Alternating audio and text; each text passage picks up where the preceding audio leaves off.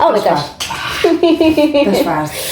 Oh. Ik wil kein schlechtes Gewissen haben, aber das ist Hello mga guys! So for today's video is my check-up time. So nandito na naman ako sa hospital kung saan maririnig na naman natin yung heartbeat ni baby girl. So bago nga yan, kailangan muna natin maghintay dito sa waiting room nila. So parang ako lang ata yung pasyente nila dito for today.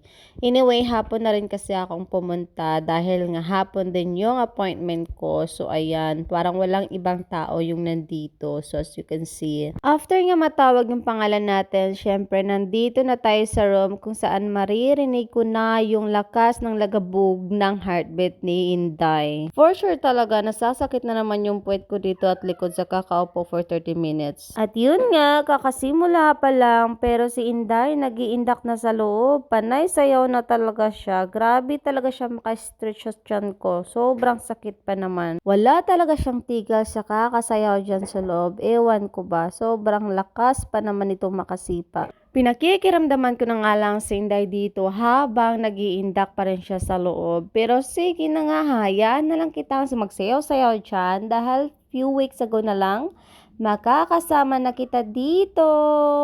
Tingnan natin kung maglilikot-likot ka pa, baka mapapalo lang kita. Charing! Sa totoo lang talaga, lagi nang naninigas talaga yung tiyan ko at nakaka-experience na rin ako ng mga mild contractions. Dahil nga sa sobrang kakulitan nito, so wala, ngitiin na lang tayo dahil wala naman tayong choice, 'di ba? So ayan, pumasok na nga pala yung nurse na naka-assign sa akin dito. Ang ganda niya talaga, sobrang pretty niya. I love her face, charot. At dito nga, mapapaaray ka na lang talaga. Oh my gosh. das ist waar. Oh. Ich will kein schlechtes Gewissen haben, aber das ist von großer Bedeutung. Wir messen das Eisen. Oh. Im Fernsehen. Tut mir leid. Aber ich muss. Ja, alles gut. Anders geht das nicht. Du beginnst bitte hier drauf. Ja. Halte sie fest. Okay. Naja.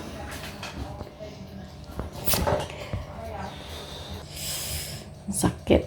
Ay, sakit ka mo ganun.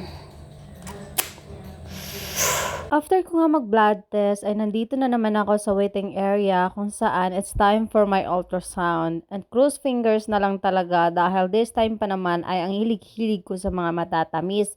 Sana nga lang ay walang komplikasyon na mangyayari. So anyway, ang ganap ko nga pala dito, every time na may check-up ako, kinukunan nila ako ng urine test, blood test, and BP. So far, everything is normal. So, buti na lang talaga ay healthy si baby Inday natin. Hindi ko lang talaga alam kung ano yung resulta today dahil iba-iba naman at araw-araw din naman ako kumakain ng matatamis. Diyos ko, paano ba naman kasi hindi ko talaga mapipigilan. So, finally nga at natapos na rin tayo dito. So, ayun na nga, sabi nga ni Daddy Ralph, kung magpapa-pick up daw ako, tatawagan ko na lang siya. Kaya ko namang maglakad. So, naglalakad na lang ako pa uwi.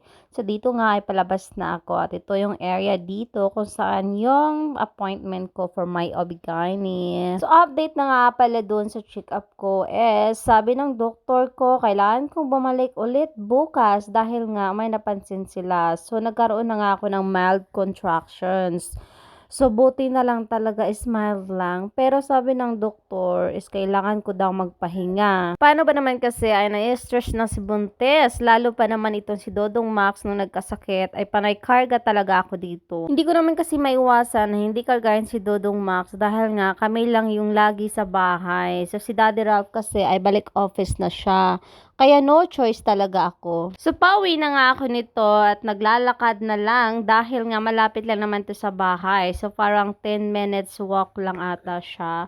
So, yun nga. Ang ganda ng araw today. Kaso lang, sobrang lamig na ng panahon. Malamig na yung simoy ng hangin dahil nga winter is coming. So, summer is over. This time talaga, sa pangalawang pagbubuntis ko, sobrang sensitive ni Baby Inday.